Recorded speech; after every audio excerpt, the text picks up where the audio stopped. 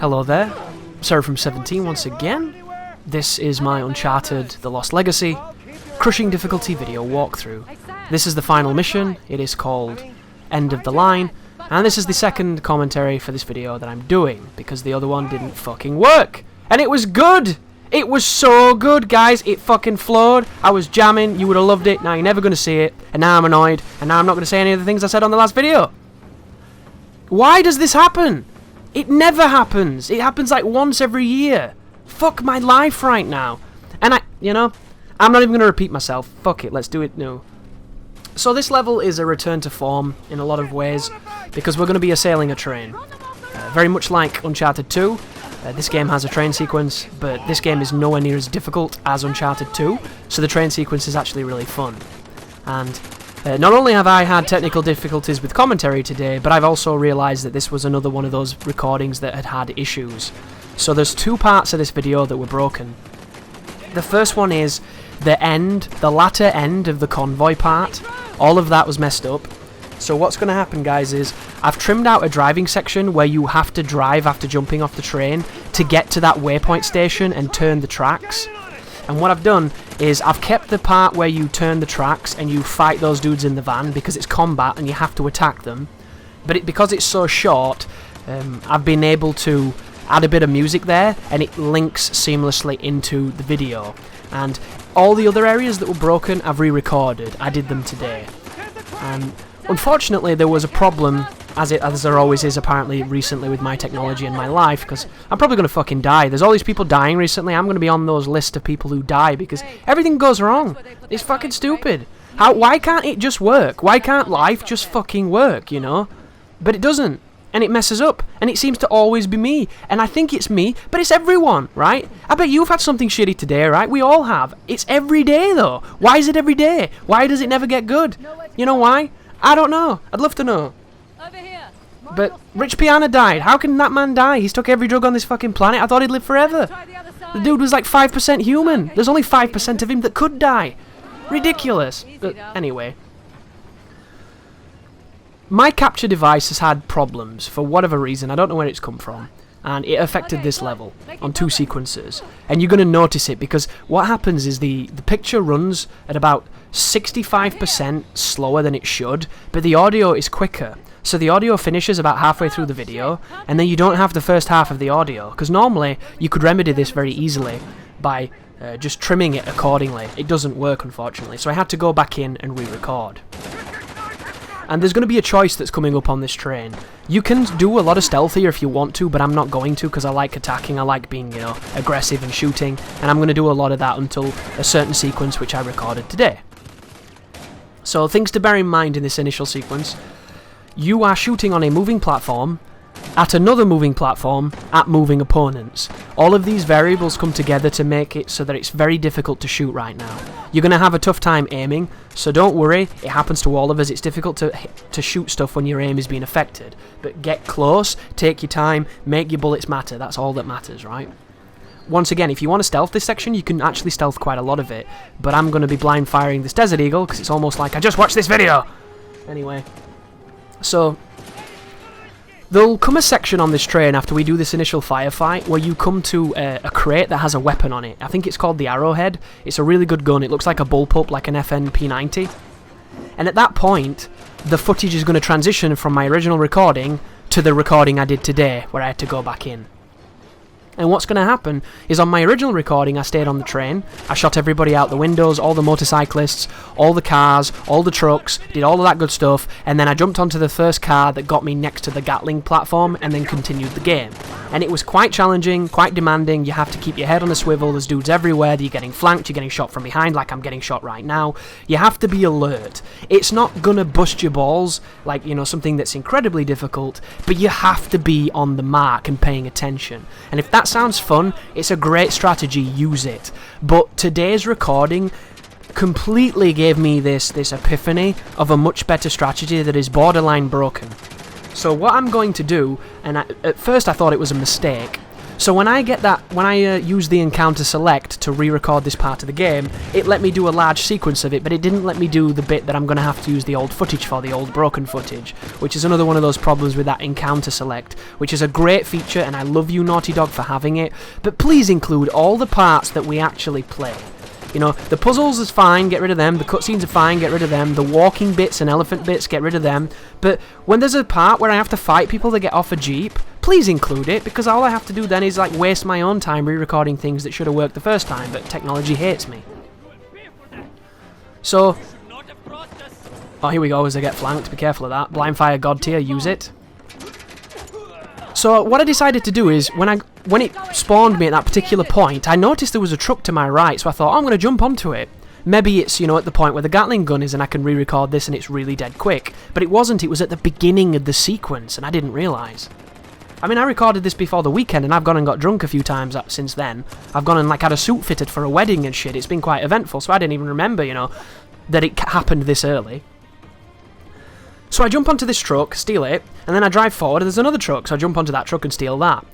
And then from that point onwards, I'm going to jump onto every truck you see and kill everybody on it without dying and without shooting.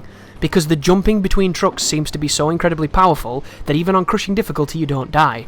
Because they've made a conceit that when you're driving the car and when you're stealing the car, for whatever reason, you don't seem to take the full damage as you normally would. Or maybe the enemy's accuracy isn't as high, or I don't know what it is. Watch right now. I'm not getting shot at all, so I get to regenerate. And then I'm going to drive forward, I'm going to hit these guys on the bikes because, you know, they're shooting at me with dirty Israeli weapons. And then we're going to drive forward, and as soon as we see another truck, we're going to jump onto that.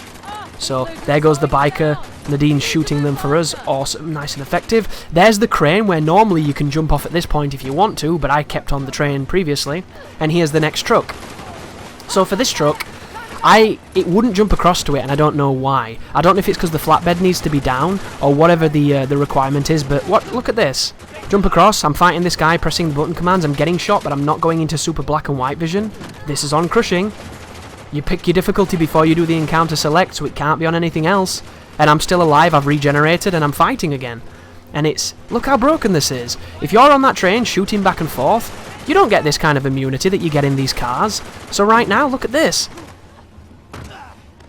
Look how crazy this is. So this strategy, who knew, is amazing. And it's kind of awesome that I got the problem that I did that made me go back in and discover this technique, because my other strategy was just on the train and it looks a little silly now compared. But both strategies will work, guys, so if you, for whatever reason, because you know there'll be that one guy in the comment that's like, I keep getting killed, you're not on crushing. RNG is an evil mistress, and I'm sorry that you're getting killed, but this is on crushing and this does work, so just keep trying until you get it. What you're watching now has no cuts in it, because I never died. Not even once. And I die all the time when I record, guys, because these games kill you quick. Like, there's a sequence coming up with a turret, where on my initial recording run and on my practice run, I died like 10 to 15 times. On this run, I do it first time. And I do it first time because I'd kind of figured something out from my previous toils. And I'm going to speak about that because it's coming up. And this is going to get ridiculous coming up, this. The fact that, look at it. Does this look mad to you? How is this working? I don't know how this is working, but I love the fact that it is, because it makes it really exciting for the people who aren't watching for, you know, for help. But you're going to climb on top of a truck with a turret, and there's going to be 3 guys on the left, 3 guys on the right, and then a heavy in the middle. There's going to be 2 explosives on each side to get rid of the people quite quickly, and there's going to be explosives behind the heavy. And how it's meant to go is you're meant to clear the left side, you're meant to clear the right side, and then you're meant to shoot the propane tanks behind the heavy. But it often doesn't go that way. And if at any point there's a guy on the left or the right and the heavy starts shooting, you're going to die. And vice versa. Because you need to have it clear for the heavy to turn up so that you can put the plating shielding you in front of him. And what will happen, guys, is if you don't know to shoot the propane tanks and skip the sequence, you'll shoot at him trying to kill him, he takes 1,000,000 bullets and you'll die. And I died a lot. I felt like it was a really unfair sequence, and I just didn't like it. And then the checkpoint they give you gives you even less time to shoot. And depending on the geography, depending on where the train is at the point you get the checkpoint, sometimes it makes it really hard to shoot. So it's pretty tricky. But the strategy you're about to watch is stellar. So all you need to do is shoot the propane tanks behind the guy. And this bit right now, this is RNG. If you die climbing this rope, it's 100% up to the gods. You know, it's the gods of gaming that decided to kill you, because I can guarantee you that there'll be some people that have never died there, and there'll be people that have died a bunch of times there. But here it is, right?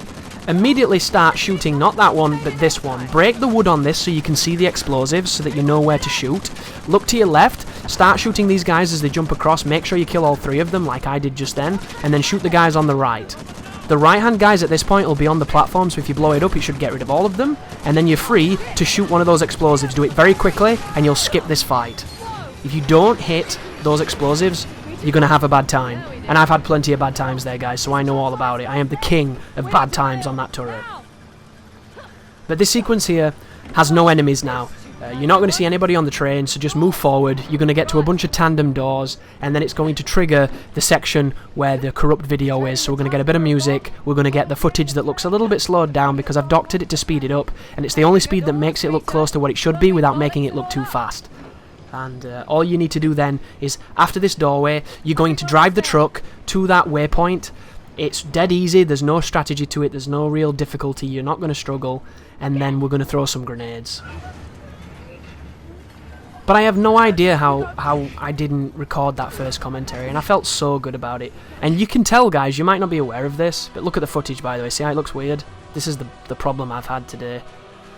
Like, when you're doing a commentary and it's all flowing and you never feel like, oh shit, what do I talk about? Because you've always got something to say, and you weren't sitting there going like, and having gaps and spaces and a bunch of verbal thinking garbage. You know it went well. You know somebody who likes the stuff that you do is going to put that video on and is going to have fun time listening to you. And then you fucking lose it. And there's no way to find it because it's never generated as a file, so it doesn't exist.